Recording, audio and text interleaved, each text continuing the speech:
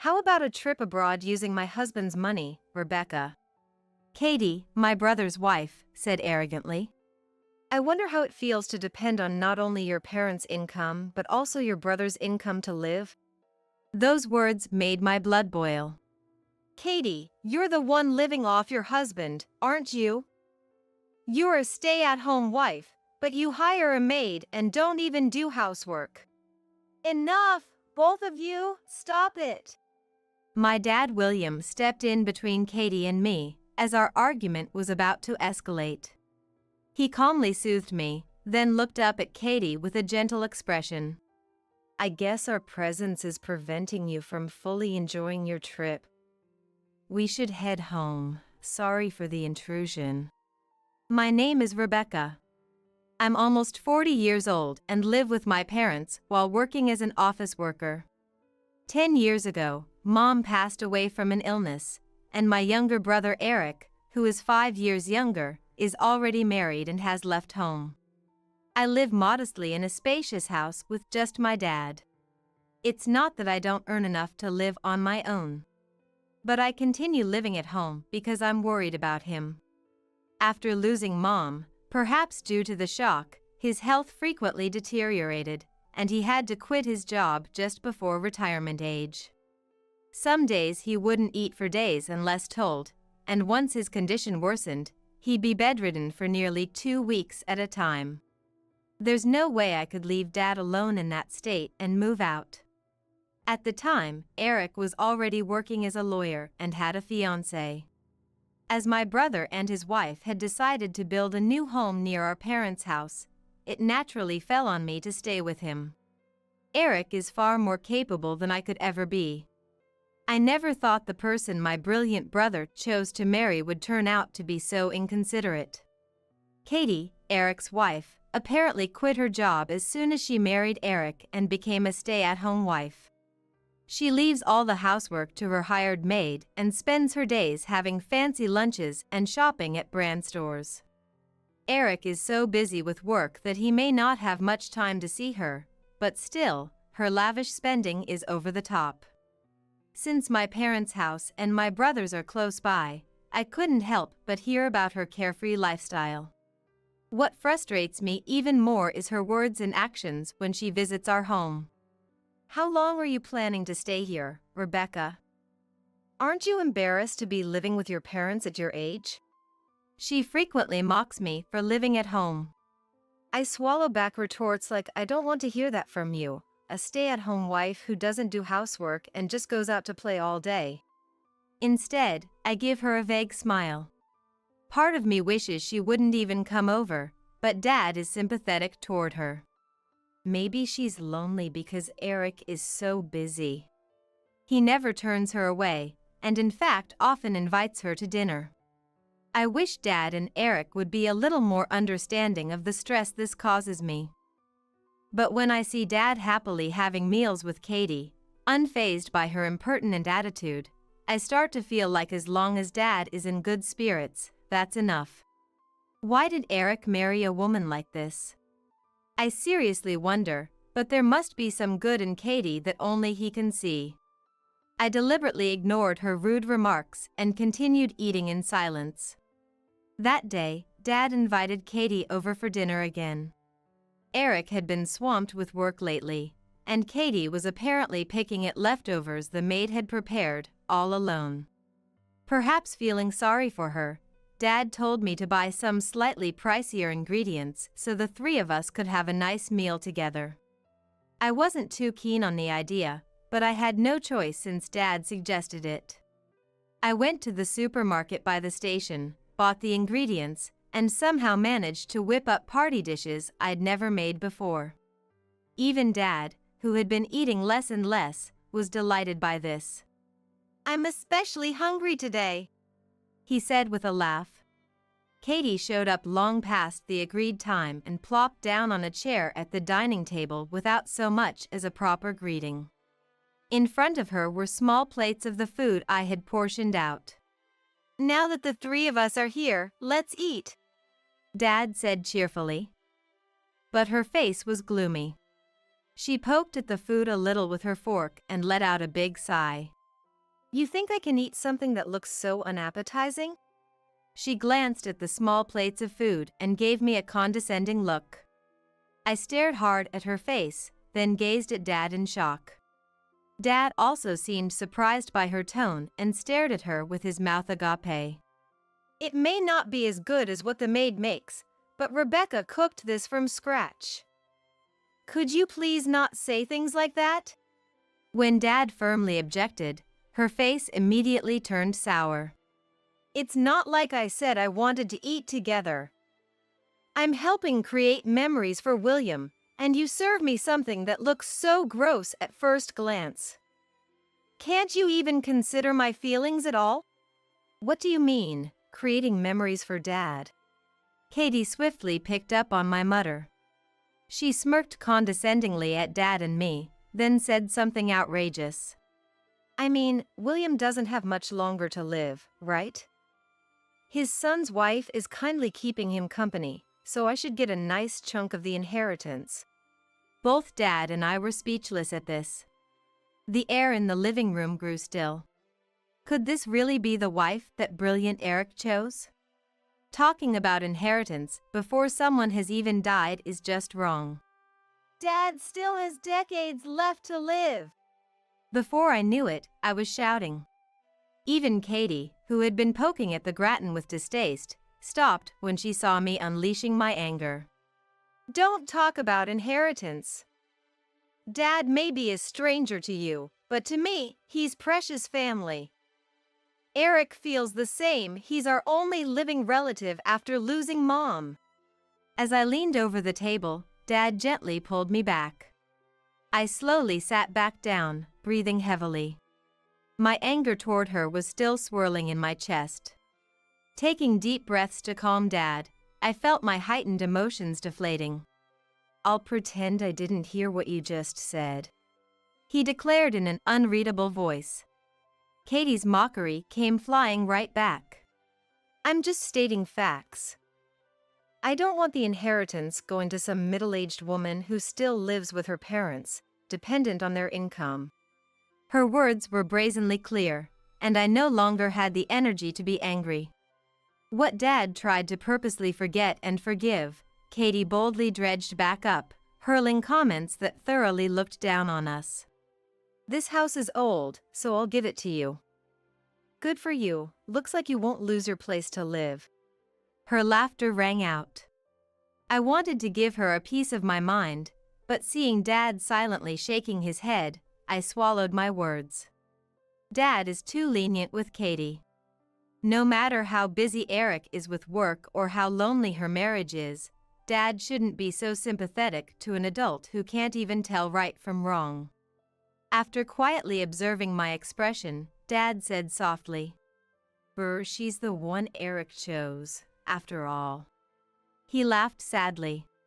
His face looked like that of a father with a difficult daughter, but also like someone utterly exhausted with life. Seeing Dad's face rendered me speechless. I had things I wanted to say to both Dad and Katie, but more than anything, I wanted to know what Eric really thought. Was Eric aware of her behavior? If he knew and let it slide, then as his older sister, I needed to give him a stern talking to. In the end, Katie barely touched the food I made and went home after minimal conversation. Only Dad and I were left in the spacious living room. Creating memories, huh? Maybe so. Dad's back suddenly looked so small as he murmured this. I quietly let out a sigh, careful not to be noticed. 1 month later. At Eric's suggestion, our family decided to take a trip to France. Dad said he wanted to go to France while he could still walk on his own, so Eric and I planned it out. Of course, when I heard Katie was also coming along, I initially asked Eric to take just Dad and go with the 3 of them. If I was there, Katie would definitely make snide remarks at me. I didn't want to ruin the fun vacation atmosphere. But Eric said, it would be great to have someone there who usually keeps an eye on Dad's condition. He overruled me and booked tickets for 4. I reluctantly agreed to go on the France trip, but sure enough, Katie was the picture of sullenness and didn't exchange a single word with me the entire plane ride. After landing at the airport, we headed straight to central Paris to enjoy sightseeing. Dad looked unbelievably energetic, eagerly taking in the sights all around. Even Katie seemed to perk up a bit after having Eric buy her some designer bags. She walked arm in arm with him, but I couldn't help fixating on how his face didn't look very happy. Just then, my eyes unexpectedly met Katie's. She glared at me fiercely, making my heart jump. "Why is Rebecca even tagging along anyway?" Katie smoothly unlinked her arm from Eric's and confronted me. "I asked her to come. In case Dad's health takes a turn, we need someone who can handle it." Eric tried to back me up, but Katie didn't seem to hear him. She looked me over and snorted derisively. "How about this overseas trip funded by my husband's money? The plane tickets were expensive too, so don't get any more ideas about luxury," Katie declared arrogantly. "We're staying in the hotel's suite, but I'm sure Rebecca is fine roughing it outdoors, right?" Eric sharply called out Katie's name, urging her to stop, but she wouldn't quit. "Rebecca, I wonder how it feels to depend on not only your parents' income but also your brother's income to live?" That one line made my blood boil. "Katie, you're the one who, despite being a stay-at-home wife, hires a maid and doesn't even do housework. Enough, both of you stop it." Dad stepped in between Katie and me as our spat threatened to escalate. With a calm expression, he soothed me and looked up at Katie. "I suppose our presence is preventing you from fully enjoying the trip after all. We'll head back then, sorry for imposing. Rebecca, could you check the bus times to the airport?" Without getting angry or flustered, Dad stated this matter-of-factly. As a smile spread across Katie's face, panic flashed across Eric's. "Wait a second! If you two leave, what are we supposed to do from here on out?" Realizing something, Eric hurriedly tried to stop us.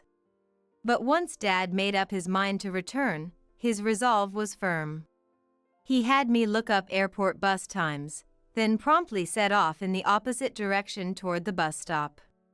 I had no choice but to glance back at my brother and his wife as I chased after Dad. "We'll manage just fine without that old man and spinster." Katie's voice trailed after us. For a moment I was furious at Dad being called an old man, but I had no time to let Katie get to me. Hearing Eric's anguished voice and Katie hurling insults at him, I ran after Dad, walking ahead alone. 2 hours later. As we sat drinking coffee at a cafe near the airport, Eric came rushing in, his face ashen. He was drenched in an abnormal amount of sweat, clearly in a state of distress. Eric practically stumbled over to our table and apologized to us. "I'm sorry about before. I'll apologize properly later, but for now, please help Katie." He bowed deeply, imploring Dad. Dad and I reflexively exchanged glances. "Did something happen to Katie?" When I asked on Dad's behalf, Eric launched into what happened after we left. Apparently, after we got on the airport bus, he and Katie took a taxi to the hotel. The problem started after getting in the taxi. The English that had gotten them by at the tourist spots apparently didn't work with the taxi driver. Neither of them spoke French and couldn't understand what the driver was saying. The driver seemed to be asking them something, but they just answered without fully grasping it. As a result, after Eric paid and got out, the taxi drove off with Katie still inside. "I tried calling Katie but couldn't get through. There's a chance she may have been dropped off somewhere and pickpocketed or something," Eric said, his face turning pale. Not knowing French, Eric probably figured it would be faster to ask us for help rather than chasing after the taxi himself and ending up in the same boat. Dad and I can speak French perfectly. Katie seems to think Dad is just a helpless old man, but he used to be a French teacher. And I'm a current French teacher myself. This France trip was planned by Eric in hopes relive his younger days. That Dad could. In fact, upon arriving in France, Dad seemed to recall his study abroad days and was full of nostalgia and vigor. I also studied in France during college, so after parting ways with my brother and his wife, Dad and I had been leisurely reminiscing about our time abroad. Dad listened to the story with a solemn face, then slowly nodded. Let's head back to the city center. The taxi that picked you up is likely back there waiting for customers. At Dad's word, we quickly got ready and set off to search for Katie, who had been stranded somewhere alone. After returning to the city center, Dad and I split up to look for the taxi that had taken my brother and his wife. Most taxi drivers converse in French without using English as an intermediary. Dad found the taxi that had picked them up before I did. He spoke with the driver in fluent French and swiftly tracked down where Katie had been dropped off. Fortunately, Katie was sitting right where she had been left, without a scratch on her. It was good that she was unharmed, but apparently she had been pickpocketed right after arriving. Her bag and valuables were gone, leaving her broke and empty-handed as she sat there. Seeing Eric's face, Katie's eyes quickly welled up with tears, but then she scowled at us. "Why'd you come along?" Katie sourly questioned Eric, who let out a big sigh. "If they weren't here, you would have been left stranded here indefinitely with no money at all. Show some gratitude." Katie's eyes rounded in confusion. "What do you mean?" "Without them, we can't even travel properly. You and I both not speaking French is why this happened. But they're different. Father and daughter French teachers, probably better than me." Katie uneasily glanced our way. A mischievous thought came to me. "If we hadn't found you, you might have been sleeping on the streets here tonight." And I quietly told her. Katie bit her lip in frustration. "And the cost of this trip was split between me and Eric. How about it? An overseas vacation enjoyed with the money of the spinster living at home?" Katie hung her head even lower, her shoulders trembling. "It's William's money anyway, isn't it?" As Katie retorted, Dad slowly shook his head. "I didn't do anything.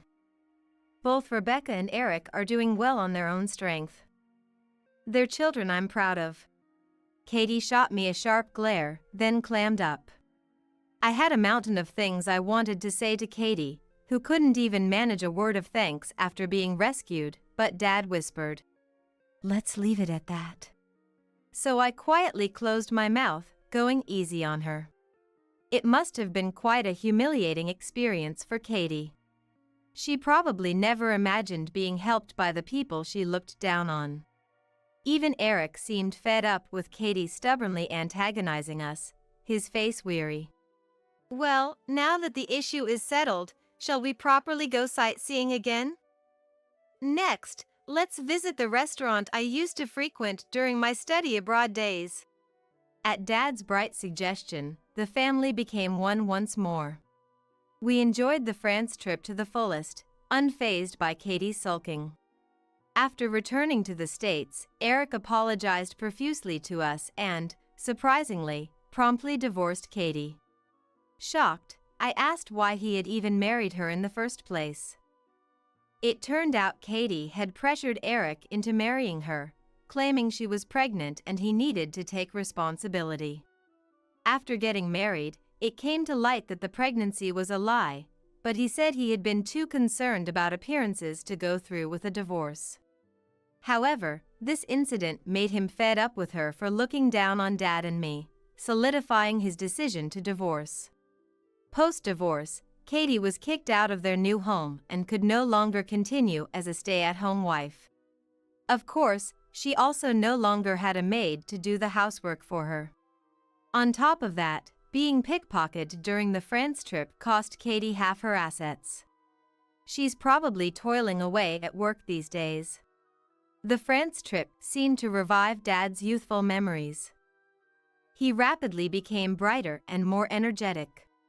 I quit the school I had worked at for years and have been busy renovating our home to open a French language classroom. Eventually, I hope to have Dad teach French at the classroom as an instructor too. Our father-daughter dreams will likely keep expanding from here. I'm Jessica, a 38-year-old office worker. I have been married to my husband, Brandon, for 5 years now.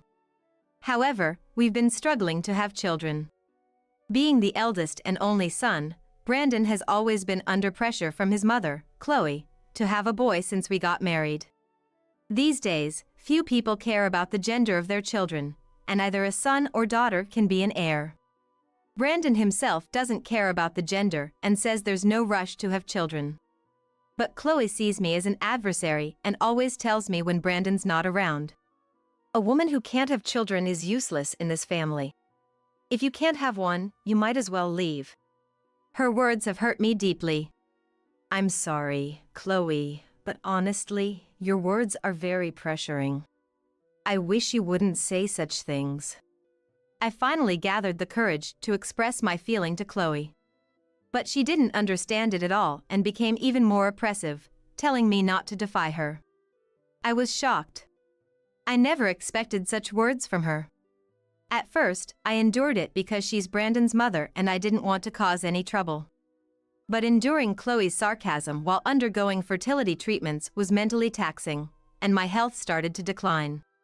Realizing I couldn't hide it anymore, I confided in Brandon. Furious, Brandon sternly warned Chloe, which stopped her surprise visits to our apartment for a while, but she continued to hurl insults daily through WhatsApp. Then one day, I found out I was pregnant at the fertility clinic. The first sight of the fetal ultrasound filled me with indescribable emotions. When I showed Brandon the ultrasound at home, we both cried tears of joy. But our happiness was short-lived as I remembered a significant problem. Chloe. Telling her about the pregnancy would surely lead to her frequent visits, insisting that pregnancy isn't an illness, telling me to move around, or bragging about her own experiences. The doctor advised me not to overexert myself until a heartbeat is confirmed, so I was torn about what to do. After discussing with Brandon, we decided I should stay at my parents' house for a while. If I'm at my parents' house, even if I'm not feeling well, my parents are there, and Chloe won't make a surprise visit to my parents' house. It's close to my workplace and Chloe wouldn't barge in there. I called my mother right away, explaining about the pregnancy in Chloe, and decided to return home for a while. Brandon drove me to my parents' house, where they were overjoyed about my pregnancy. After greeting my parents, Brandon returned to our apartment. Being back at my parents' house, away from Chloe, brought me peace of mind. Soon after, morning sickness hit, and I spent days in bed. At work, my pale face raised concerns, and my boss suggested me to take a break, which I gratefully accepted. Many women at my job, including those who have undergone fertility treatments, understood my situation. Their support was comforting. Other than severe morning sickness, my pregnancy was uneventful, and the baby grew healthily. Feeling the first kicks was indescribably touching, and I lovingly caressed my belly every day. In fact, Brandon and I had already planned to move to a bigger house once we had a child. The reason is, our apartment was getting old, and while it's fine for just the two of us, it felt inconvenient for raising a child. We had set various criteria like proximity to stations, hospitals, and shopping facilities, and were searching accordingly. Then, Brandon suddenly sent me a photo. It was of a new high-rise condominium near the station. The area around the condo had everything needed for living, like commercial facilities and hospitals, and it was close to nurseries and schools, making it convenient for kids in the future. Completion is expected next month, and I casually entered a lottery for it. Surprisingly, we won. If you don't like it, we can just transfer it to someone else. Jessica, you can see it and decide. Hearing this, I immediately opened their website, was taken aback by the stylish design of the rooms, and exclaimed, "What?" the latest system kitchen, a bathroom with a sauna. Moreover, the unit we won was on the top floor of the 30-story building. The view from the window was amazing. I was a bit hesitant about the price, but Brandon works at a top-tier company, and with our salaries, we could afford it, so I decided to sign the contract for this condominium. Of course, I couldn't keep the purchase of a new high-rise condominium from my in-laws. I talked about it through Austin, my father-in-law. Austin said, "It's impressive that you young ones bought a condominium. If you need anything, I'm here to help." However, Chloe was not happy about this. When she found out we bought a high-rise condo, she was upset that we weren't living with her. Then, an incident happened. A week after moving in, Chloe suddenly visited. As usual, she went around the room complaining, but I entertained her with a smile. Then, suddenly, Chloe said she dropped her keys near the emergency stairs. "What? Why did you drop your keys by the emergency stairs? Don't tell me you climbed all the way up here?" I said, but apparently, she had dropped them while checking where the emergency stairs were, just in case. I went to the emergency stairs instead of Chloe to get the keys. At that moment, "I'm taking this house." I was suddenly pushed from behind, lost my balance, and fell down the stairs. "Ouch! Help, somebody!" Unable to stand due to pain and shock, I suddenly felt warm water flowing around my feet. Realizing I had probably broken my water, I thought about calling an ambulance, but since I had hit my head hard, I lost consciousness. When I woke up, I was in a hospital bed. Brandon was there, looking worriedly at me. "Jessica, are you okay?" Brandon asked, visibly shaken, as I woke up. "Where am I? What happened to me?" I was still confused from just waking up and had a fuzzy consciousness from the head injury. When I touched my stomach, I felt something was off. My stomach, which was big until recently, had shrunk. Realizing this, I felt the blood drain from my face. "Hey, why is my stomach like this? Where's my baby? Where did my baby go?" I asked Brandon. Then Brandon quietly began to speak. "The baby in your belly is..." The moment I heard those words, I couldn't stop my tears and began crying out loud in the hospital room. Someone on the same floor found me, noticing the emergency staircase door left open. When they went to close it, they found me collapsed and hurriedly called an ambulance. Brandon asked why I approached the emergency stairs, so I explained everything about my interaction with Chloe. I was mentally harassed by Chloe when Brandon wasn't around before, which had once caused me to fall ill. Because of that, Brandon instructed me to always carry a voice recorder. Of course, I started recording the moment Chloe showed up unannounced. After listening to the voice recorder, it was clear that Chloe was the culprit. Brandon was furious to learn that his own mother had done such a thing. Then, a call came in on Brandon's mobile phone from a relative. On the call, Brandon heard a shocking fact. It seemed Chloe, thinking the baby had died, was telling relatives while crying. "Oh, my poor sweet grandchild has gone to heaven. It's so sad. It's because Jessica, even though she's pregnant, went out riding a bicycle." She was making up absurd stories. However, Austin, who was present, had heard nothing like that from either me or Brandon and was looking at Chloe in utter disbelief. It seemed impossible that Austin didn't know anything about it. And the idea of a woman in her 9th month of pregnancy riding a bicycle. That's why the relative called Brandon. It was unbelievable. Then Brandon, taking the voice recorder, said, "Jessica, let me borrow this for a bit. Can you leave the rest to me?" He then left the hospital room. As Brandon left, my parents arrived. After I explained everything, they were both shocked and angry. I decided to trust Brandon and wait in the hospital room for the outcome. Meanwhile, Brandon met with the relative who had called him. It turned out Chloe was gathering relatives at her house, explaining the incident. Of course, her words were nonsense, and she was just trying to make herself look innocent. Some relatives believed Chloe and wept, while others were skeptical and viewed her with suspicion. Suddenly, Brandon burst in, causing Chloe to look at him in surprise. Huh? Brandon, why are you here? You were supposed to be with Jessica. She needs you. It's so sad about the baby. I was looking forward to its birth. Chloe said, even feigning tears. At that moment, something snapped in Brandon. Enough, Mom. I know everything. You pushed Jessica down the emergency stairs, he said, pulling out the voice recorder in front of the relatives. Everyone was shocked to hear the conversation recorded so vividly. Who heard the voice could not hide their surprise. Is this true?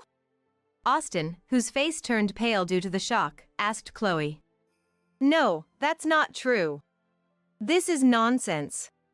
I didn't go near the emergency stairs. Even after hearing the recording, Chloe insisted she hadn't done it. However, there was a security camera nearby, and its footage would surely show me and Chloe entering the emergency stairwell. When Brandon mentioned this, Chloe, who had been speaking fluently until then, turned pale and began to tremble.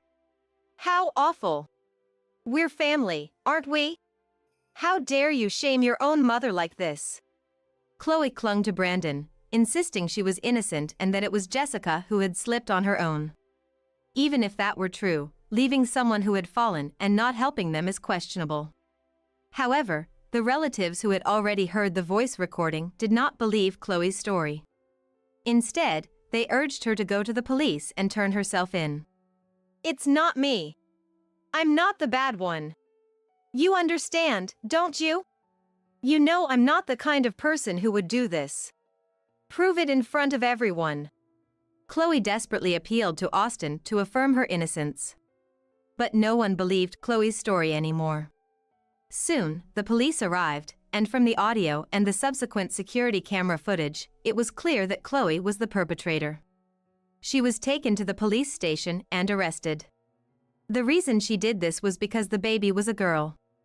Chloe had always been fixated on having a grandson, and when she found out the baby in the womb was a girl, she was disappointed. She thought that by pretending this baby never existed, she could try for a boy next time. When I heard this from the police, my head went blank with shock. Despite all that had happened, the baby grew healthily in an incubator and was discharged after 2 months. A few days after coming home from the hospital, Austin visited our apartment to apologize for the incident. He said that he and Chloe had divorced, that their house was sold, and he was going to move back to his family home. It was sad that the house where Brandon had grown up was gone, but since Austin wasn't to blame, we told him he was always welcome to visit. We regularly let Austin see his granddaughter after that. He adored his first grandchild and played with her with such kindness in his eyes. 3 years later, our second child, a boy, was born. Our daughter, now a big sister, couldn't wait to take care of her brother and was always by his side. Watching them was heartwarming, and every day was filled with happiness. But that happiness was disrupted by a visit from someone. The doorbell rang repeatedly, and when I checked the monitor, to my surprise, it was Chloe. I thought I would never see her again, and seeing her brought back memories of that day, making me feel nauseous. What do you want now? I have no intention of seeing you again. Please leave. I said, but Chloe wouldn't listen. Apparently, Chloe had fallen ill, struggling daily with her health and finding it difficult to go to the hospital without a car. She had divorced Austin, and their house was now just an empty lot. She had no one else to turn to for help. Shockingly, Chloe knew I had given birth to a boy. She had apparently seen us in town, noticing Brandon holding our son. To Chloe, it was the long-desired grandson. She was determined to live with us and make the boy fond of her. So you finally became a proper woman, giving birth to a boy. When you were pregnant with a girl, I was so disappointed in you. But now that you've had a boy, let's forget the past and live together, shall we? For a moment, I doubted my own ears. Live together after all that? Impossible. What are you talking about? After what you did, living together is impossible. Leave now, or I'll call the police. Unfortunately, Brandon was at work at this crucial time. In distress, I immediately called Austin. He was supposed to visit the apartment today to see his son and daughter. With trembling hands, I called Austin. It turned out he was already near the apartment, so he hurried over. When Austin arrived, Chloe exclaimed in surprise. We couldn't argue in the entrance of the apartment building, as it would disturb others. But I had no intention of letting Chloe, whom we had cut ties with, into our apartment again. I gave Chloe an ultimatum, telling her I would call the police if she really didn't leave. Realizing her wish wouldn't be fulfilled, Chloe started to create a scene at the entrance and began arguing with Austin. Troubled, I contacted Brandon at work.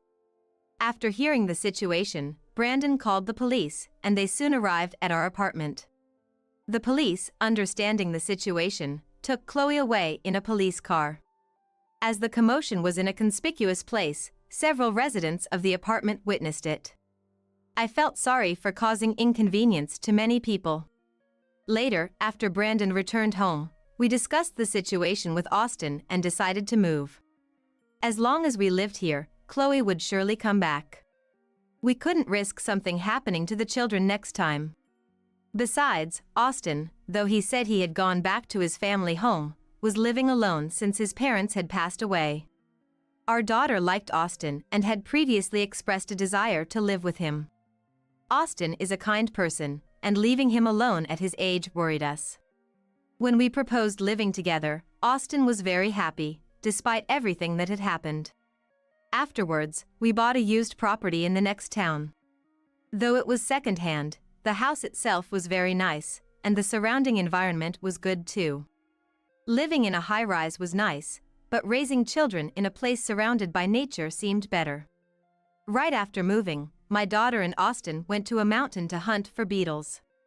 Seeing them so happy made me feel that deciding to live together and choosing this place was the right decision. Once a month, we invite my parents over, and we all enjoy a home party, leading a happy life. Meanwhile, according to someone I was close with at the high-rise apartment, Chloe, undeterred, visited the high-rise again. But when told we had moved and she couldn't find out where, she left disappointed. If it weren't for what happened, Chloe might have been here, feeling the children's growth with us. Well, it's a natural consequence, but still. Later, I heard Chloe reluctantly returned to her hometown, rented a small apartment, and now lives a lonely life, working part-time in cleaning.